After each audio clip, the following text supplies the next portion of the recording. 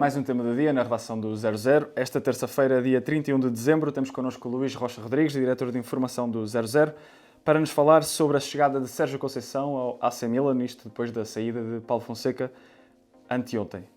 Luís, para começar, começava-te por perguntar exatamente como se desenrolou este processo. Bem, ainda não ouvimos as palavras nem de Sérgio Conceição, nem do presidente Paulo Scaroni, mas eu desde logo retenho as palavras que vieram a público, salvo erro, no dia de Natal, do presidente Scaroni, que disse que Paulo Fonseca não estava em risco. Portanto, 4 dias depois, um empate caseiro e saiu. Ainda assim, não surpreende ninguém. Não surpreende porque, desde o início, que parece que foi... como diz o ditado, não é? Quem nasce torto tarda ou nunca sem direita, e isto pareceu sempre algo torto, porque Paulo Fonseca, perante um grupo também muito peculiar, vou chamar assim, nunca conseguiu agarrar o grupo, optou primeiro pela mão mais firme, mais forte, inclusivamente quando deixou duas das grandes figuras da equipa no banco de suplentes, Theo Hernandes e Rafael Leão.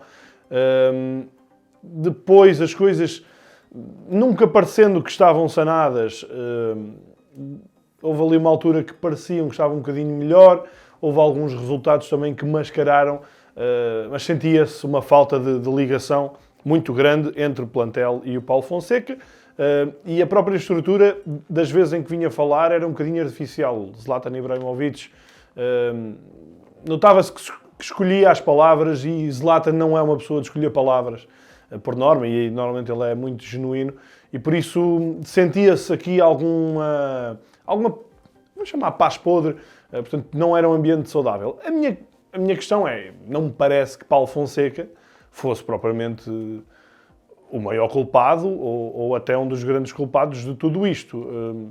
Se podia ter tido outro tipo de postura, talvez, eventualmente, subjugar-se um bocadinho à força do plantel, um plantel que tem muitas figuras que já foram campeãs no Milan, e de personalidades fortes, vincadas, mas ao mesmo tempo também não faria muito sentido o treinador ter um papel um bocadinho mais, digamos, submisso. Estamos a falar visto de fora e não estando lá dentro, mas as coisas não fluíram, não resultaram. Paulo Fonseca até acaba por ter muito desportivismo na forma como sai, quando sai, depois do empate com a Roma, e em que no estacionamento é interpelado e admite abertamente e com um sorriso na cara. É verdade, fui informado que vou sair, é a vida. Sérgio Conceição, não acredito que há muito tempo estivesse a ser cozinhado, mas já tinha sido uma das hipóteses no verão, na altura em que foi Paulo Fonseca o escolhido, e nos últimos dias terão existido aproximações. Jorge Mendes, e normalmente quando Jorge Mendes vem falar a público nunca é inocente, em vão, ele sabe sempre o que quer, e portanto ele ainda recentemente falou que o Sérgio Conceição ia voltar ao ativo, e era um treinador para estar num clube de grande dimensão, um clube que lutasse pela Champions. O Milan é um clube de grande dimensão, e é num contexto onde de facto Sérgio Conceição encaixa bem, conhece muito bem. Itália não é de todo uma novidade para Sérgio Conceição, Milão também não, apesar de o seu trajeto, o seu percurso ter sido no lado oposto. Portanto, esta parte depois é a parte fácil. Há uma curiosidade, Paulo Fonseca não. Sérgio Conceição faz um contrato menor do que o que tinha Paulo Fonseca. Paulo Fonseca tinha até 2027, Sérgio Conceição faz apenas de 1 ano e meio, até junho de 2026. Parece mais prudente, de parte a parte, e aqui com alguns cuidados, porque Sérgio Conceição tem a missão de agarrar o grupo, mas este grupo não será assim tão fácil de agarrar. Pegando exatamente nisso, perguntava-te, olhando agora para o presente, que equipa e que plantel vai encontrar Sérgio Conceição? Esta equipa do Milan tem muitos jogadores que foram campeões em 21-22. Estamos a falar de uma época em que Rafael Leão foi o melhor jogador da Série A e em que explodiu. Mas os jogadores que se foram juntando aqui são jogadores que foram promessas que não... Estou a falar, muitos deles, ou alguns deles, foram promessas que não corresponderam assim tanto quanto se esperava. Tammy Abraham, Loftus-Cheek, Pulisic, se calhar ainda mais do que qualquer outro. olhamos para o plantel do Milan e o Milan está cheio de grandes jogadores com 25, 26, 27 anos. O Milan tem, eu diria, 3 jogadores acima de tudo o resto, que é o Maignan na baliza, o Theo Hernandes e o Rafael Leão, todos eles na flor da idade, e depois junta-lhes vários jogadores que estão também em ponto rebuçado, normalmente 26 anos, 27. Este ano, ainda assim, tirando o Fofana, que é contratado e que tem estado bem, tem-se evidenciado muito o Reinders, que é um jogador que já tinha vindo ano passado, mas que só este ano é que está realmente a mostrar toda a sua qualidade. Só que depois tudo o resto é muito a espaços, é muito inconstante, muito irregular, muita falta de homogeneidade na equipa. É uma equipa que, por acaso, agora até estava numa fase interessante em termos de coesão defensiva, estava a sofrer menos golos, mas é um Milan que, muito desligado, enfim. Podemos dizer que Rafael Leão é um bocadinho o Milan. Nós conhecemos muito o Rafael Leão da seleção, é aquele jogador que tem muito potencial, que quando acelera, de facto tem uma qualidade inata, um talento gigante, mas é quando lhe apetece. E este plantel do Milan parece-me que é um bocadinho assim. O Paulo Fonseca pode lamentar o facto do Benacer, que era um dos jogadores mais importantes dos últimos anos do Milan, ter estado muito tempo lesionado. Ele só agora é que voltou, precisamente no jogo contra a Roma, fez uma parte. É um jogador que vai ser importante, parece-me, para a segunda metade da temporada, mas depois tem muitos jogadores que, lá está, nós olhamos, seja com conhecimento de FM, seja com conhecimento de futebol, olhamos e vemos que, né, Loftus-Cheek, Pulisic, Tammy Abraham, o Luka Jovic, também outro jogador que, enfim, o Real Madrid pagou 60 milhões por ele, tem 27 anos, lá está. Muito jogador com muito potencial, mas já está aqui, parece que estão todos um bocadinho numa fase descendente, mas se calhar com um homem certo a colar todas estas peças, poderá ser um Milan vencedor, porque tem muito talento, muitas condições para o ser. E pegando mesmo nisso, nessa missão, nessa urgência de colar as peças, o tema Rafael Leão acaba por ser um tema sensível, porque Sérgio Conceição tem um histórico duro com alguns jogadores. Rafael Leão tem um histórico recente agora com o Paulo Fonseca, duro também ele. Leão acaba por ser um problema ou uma solução? Eu acho que aí partirá muito mais do próprio jogador. Não tenho dúvidas que Sérgio Conceição vai tentar recuperá-lo, mas também não tenho dúvidas que tem que sentir por parte do jogador um comprometimento e uma vontade inegável.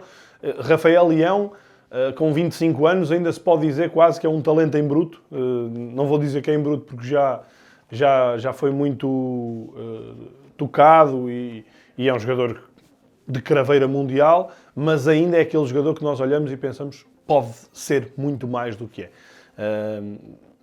A ligação com Paulo Fonseca não foi fácil no início. Foi um bocadinho... Alguém tomou de ponta o outro e por isso as coisas não correram bem no início. Curiosamente, em dezembro, o Rafael Leão inverteu o discurso. Não inverteu porque ele não tinha criticado publicamente Paulo Fonseca, mas veio a público dizer que a culpa não era de Paulo Fonseca, os jogadores é que tinham que fazer melhor, tinham que fazer mais. Ainda assim, lá está, também faz parte um bocadinho aqui da paz podre. Rafael Leão é, se não é a grande figura desta equipa, é top 3 desta equipa do Milan, como há pouco falei. E por isso acho que também muito deste sucesso dependerá dele, da sua vontade, da forma como puxa também pelos seus colegas. Apesar de nós olharmos e temos esta noção de que Rafael Leão é se calhar o melhor jogador do Milan, há muita gente em Itália que critica Rafael Leão, muitos históricos do Milan também já o vieram apontar, de ser um jogador que, isto é linguagem de café, mas joga quando lhe apetece. Portanto, não é bem assim, obviamente, é preciso também estar na mood certa, e nós não estamos na mood certa todos os dias no trabalho, mas Rafael Leão, de facto, precisa de uma regularidade muito maior e pode ter uma regularidade muito maior para fazer toda a diferença, como fez em 21-22. Olhando agora para Sérgio Conceição, como é que ele é visto em Itália? Aí não parece que haja dúvidas que é alguém bem visto. Na passagem pelo Futebol do Porto, o Sérgio Conceição normalmente foi feliz contra equipas italianas, Estou-me a lembrar de ter eliminado a Roma nos oitavos da Champions. Estou-me a lembrar de ter eliminado a Juventus de Cristiano Ronaldo nos oitavos de final da Champions. Enfim, foi eliminado de uma forma muito frustrante frente ao Inter, que depois até acabou por ir à final e só ser batido na final. Mas foi normalmente alguém que soube lidar muito bem com italianos. Além de que é alguém com história no futebol transalpino, que sempre foi muito cuidadoso com as palavras que teve. Já se sabe que em Itália é muito mais fértil a troca de grandes do que em Portugal e também é muito mais aceitado por parte do público do que em Portugal. E neste caso ele teve sempre só o cuidado de dizer eu a Roma não vou treinar. Portanto, por causa da sua ligação com a Lazio.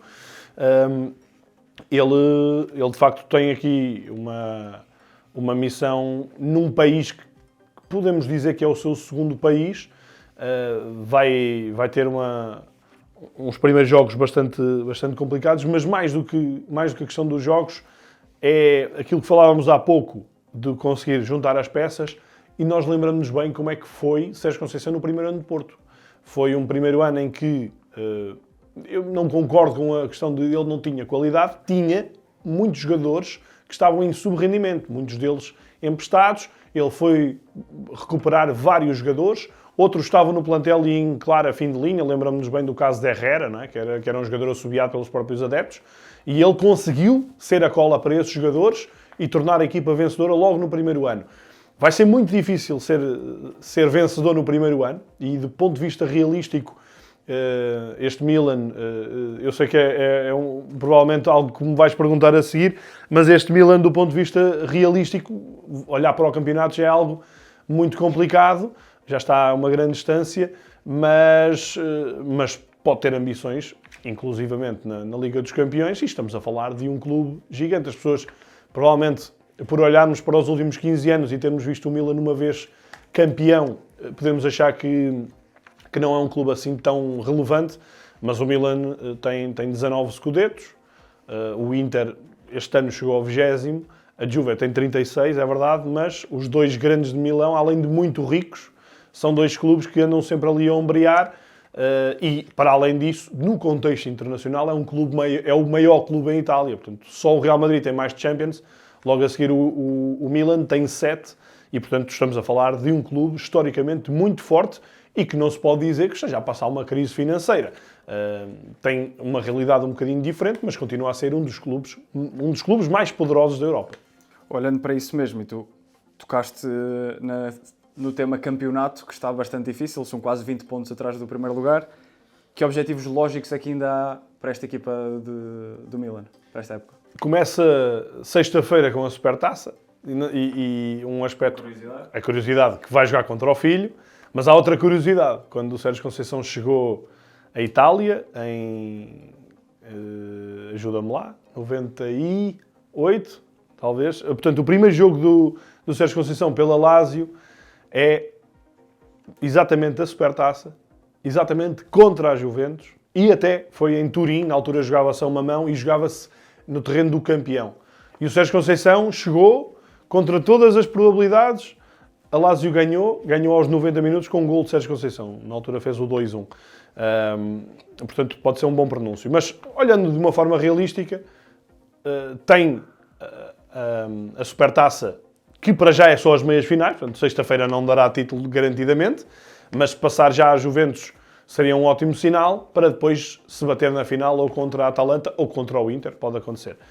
Depois tem uma sequência grande de jogos, até o início de fevereiro, eu estive a ver, tem aqui vários jogos, mas tirando um, não há uma exigência elevada em mais nenhum, diria eu. Por isso, podem engatar aqui para um arranque muito auspicioso, muito prometedor.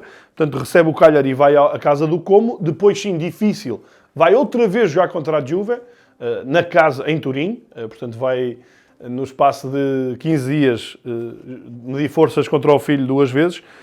E depois recebe o Girona em casa para a Liga dos Campeões, recebe o Parma, vai a Zagreb e a seguir, aí sim, já em fevereiro, com o mercado fechado, vai receber o Inter, curiosamente, se olharmos para o trajeto de Paulo Fonseca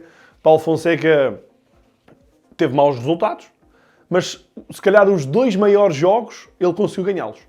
Que foi como visitante frente ao Inter, e o Milan tinha perdido os últimos 6 derbys, e em Madrid contra o Real Madrid. Portanto, não eram os grandes jogos, o maior problema de Paulo Fonseca era sim a consistência e parece-me que Sérgio Conceição tem sabedoria e capacidade para melhorar esse aspecto no Milan, caso também o grupo queira ir com ele. Obrigado, Luís. Obrigado por terem assistido. Não se esqueçam que o tema do dia está disponível em todas as plataformas e ainda que hoje, terça-feira, dia 31 de dezembro, sai o podcast do ano.